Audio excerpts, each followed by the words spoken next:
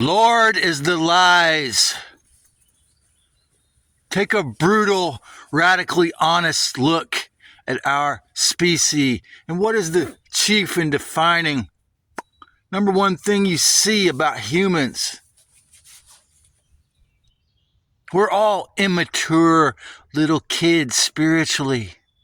Every single person. Show me an exception. Where are they? Why is that?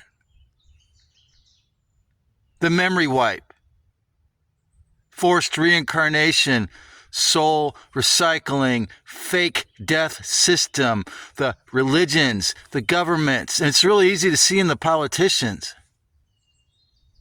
But our gods must be really immature. The archons, the false self of the Abrahamic cults. Even when you look at Buddhism or any of the Eastern traditions where they teach you how to be peaceful, do they not still remain childlike? Do they not tell you that what you want is to be more childlike? What happens to those who attain spiritual maturity? Are they welcome here?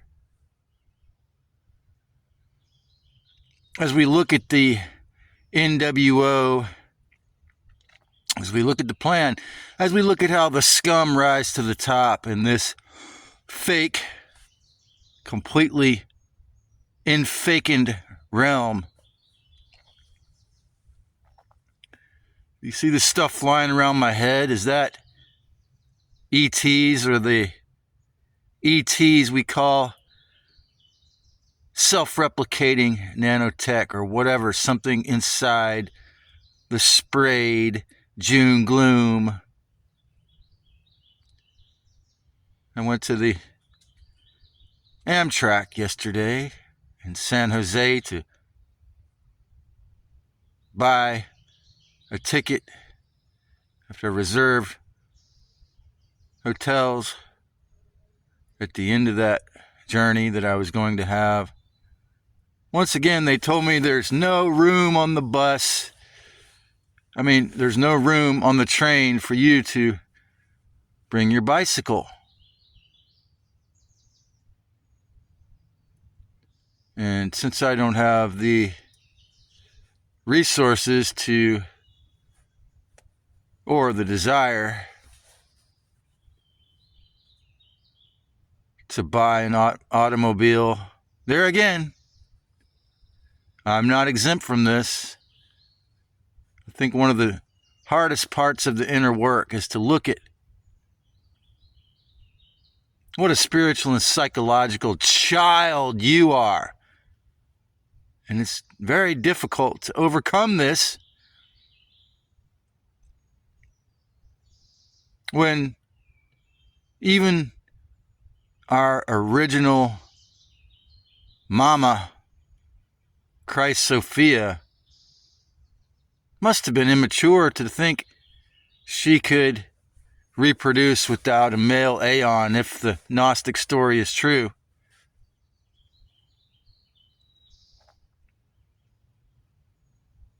For a species with such vast potential, with such creative genius that we have seen, that has been intentionally thwarted.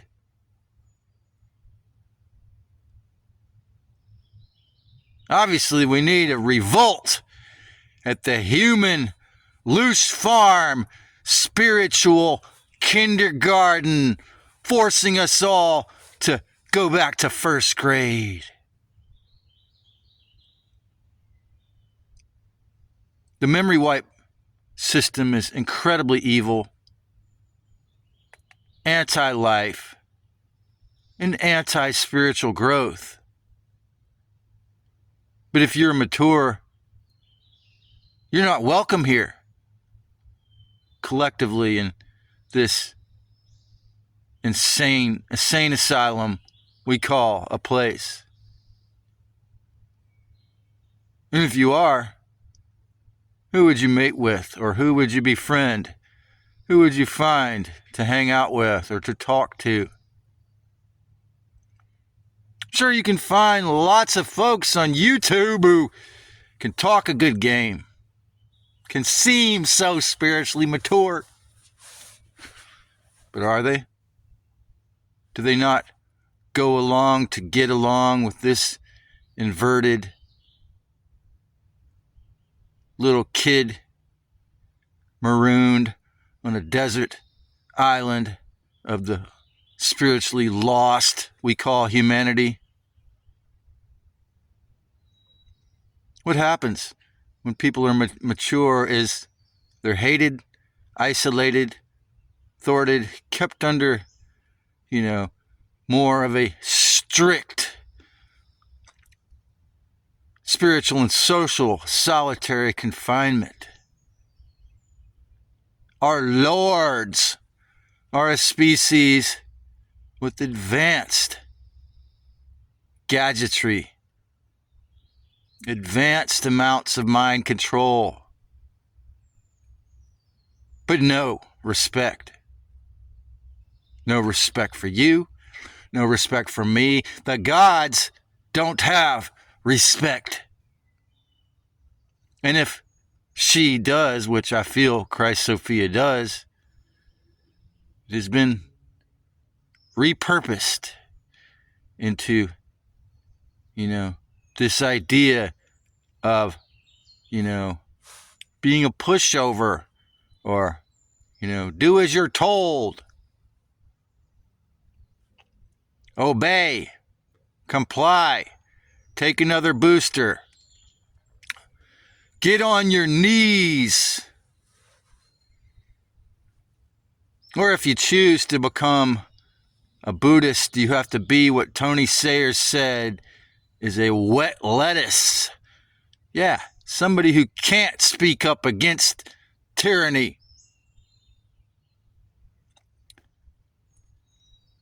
So, even before I went to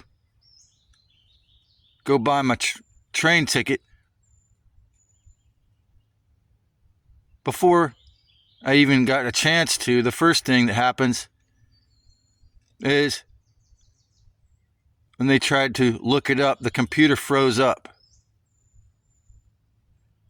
So it took me, maybe 30, 40 minutes of waiting before it even queued up. When you see how incredibly obvious the Archon parasites are in their tyranny, but yet the fact remains that we perceive that there is little to nothing we can do to stop it. It's fucking, at the same turn, impressive as it is, fucking pathetic. That's right. The gods and our species are fucking pathetic. But yet, still, there remains a shadow of a fragment of a possibility that this creative and inventive potential could be used to cause a revolt on the forced spiritual kindergarten.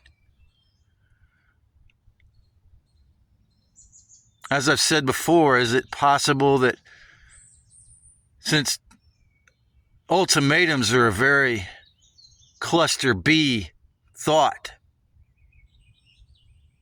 a very narcissistic false self idea, a very modern hijacked idea that you can only do this, either do this or it's out, my way or the highway. Is it possible that we need to give the gods an ultimatum. Either you remove the Death Star or we will blow it up. Because I'm pretty sure the moon is where they delete all of our memories, prevent us from spiritual growth. The memory wipe is the most horrifically fucking evil, obvious, and successful means to turn us all into these, if we're not going to be good financial wage slaves or cyborg human 2.0 NPC remote control idiot automatons, if you are what the Gnostics called a pneumatic soul who actually has still some living spirit in you, some fragment of the real true creator, and you still have empathy and you're not possessed by the narcissistic parasites completely, you still feel, you still create, you still care, you still want to rescue or find a way out, well, we're going to make sure that we extract even more loosh out of you. You give us the fake gods lots of energy. So we're going to try to turn every one of you into a solipsist if we can't pull you into narcissism or codependency. Look around. Who is not incredibly childlike in their capacity for spiritual maturity? It was designed that way. Do you think the shamans of old, before the fucking Anunnaki vampire masters of mind control and economics moved in here? Do you think it was like that? Before the financial slavery was so fucking forced and rampant everywhere? You think we were such spiritual retards in the beginning? So while I'm sitting there just almost cackling at how obvious the archons were to try to ruin my summer plan, I'm looking around. There wasn't a whole lot of people, maybe 15 people in that waiting room. Not a lick of empathy, not a lick of interest in what I was saying when I did very calmly mouth off about how obvious it was that it was the devil and how good they are. How good they are at their stupid games of thwarting your spiritual growth. When it's just like that child's book. I just looked into it on the Gemini, and the guy was a war veteran.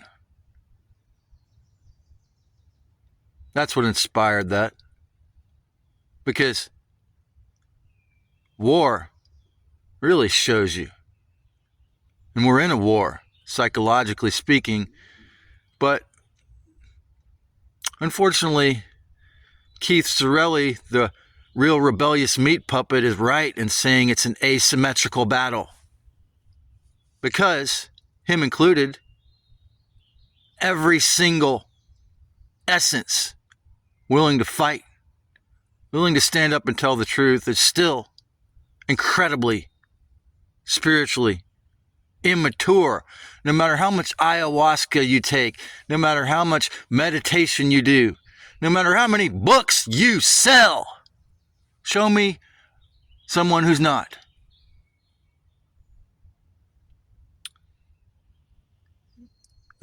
a wonderful example of a person trying to do something else. Maybe since before, probably been, I don't know how long, since before the lockdown. My friend Willie, he must be over 80 now. He stays at the El Palomar Hotel in downtown Santa Cruz, and he brings out folding chairs on Wednesdays and sits in front of the Palomar. People come, most of them older, my age and older, and sit, talk, take some cannabis and maybe play some music. So last Wednesday I said, this is true anarchy. A lot of veterans are there. He might be a veteran. And he laughed and said, yeah, and it's anything that you can do. It's a demonstration of real anarchy is helpful. Because real anarchy has absolutely nothing to do with violence, chaos, or theft. Violence, chaos, and theft are what the fake lords, the government, the blue blood fake royals, the lords of England are all about. And it succeeded when they used violence, chaos, and theft to take over, to create a loose farm, to create a race of financial slaves, to force the sick pathology of the idea of the mortal gauge of how much you're worth, how much energy they can take. Legal theft. The entire system is, a lot of it, legal theft. Legal violence is what war is. Legalized stealing of your essence is what religions are. And what's it going to take to stop it? What's it going to take for humans to get their head out of their ass? Stop laying there, sucking their thumb, or contemplating, or remaining a fucking rat in a treadmill or in a rat race. I mean, really, it's really fucking sad. If you're really honest, you can't argue with this. What do you think the answer is, man? Because, you know, I made a video a while back when I first got my new computer, the cheapest computer I could buy in Best Buy. After I got late to the Gray Bears monthly half-off computer sale. And an HP equipped with Microsoft 11 Copilot, my mommy AI, to give me suggestions on emails and watch over everything I do carefully. And one of the first videos I made was called On Maturity Leave. And it was relating to this idea that those who became really spiritually mature can leave.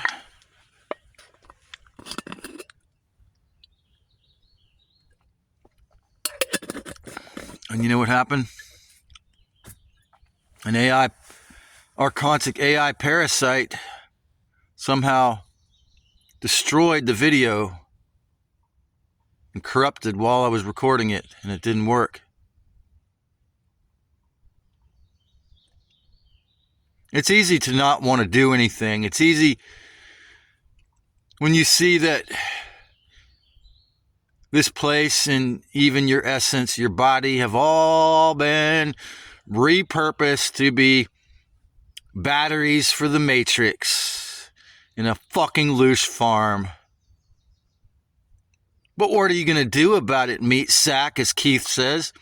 What are you going to do? What are we going to do to revolt against the fucking amazing success of the fake lords and their incredible kleptocracy? What's it going to take for me and you and everyone who's a true essence who cares to courageously get together and begin, like Brave and Free Santa Cruz, but on the multidimensional level? Not one meeting a month,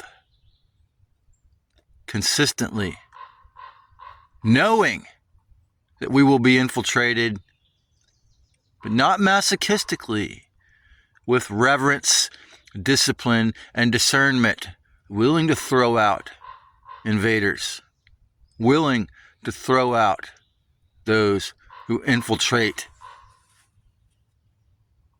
Because there must be some tiny possibility that it's possible to stop. That some have not only flown past the forced reincarnation wheel of samsara, but yeah, one of these guys at Willie's Circle I gave my card to was saying he followed Baba Hare Das, and you know, he lived to be in his 90s, but yeah, I don't know if it was, you know, one of the dark sides of sacred sex, or, you know, he was the guy who was a silent monk for 50 years who wrote everything on a chalkboard, on a whiteboard, which is impressive. But again, renunciation doesn't lead out, I don't think. He was, you know, he had senility, or he was very childlike in the end, like a little kid. Is this what we want? Is this really what humans strive for in spirituality, is to become a little child? My grandma told me when she was near the end, once a man, twice a child, about how people in their 60s start to become like little kids again. And in the Eastern traditions, you know, they call it Baba Hare Das, Sai Baba, as if to like infer, and they feel that going back to being a little kid is the goal. Is that the goal for real? Or is this a result of a million years of mind control, conditioning, coercion, violent takeover by the false self-imposter gods? What's it going to take? What's it going to take for us to grow up spiritually?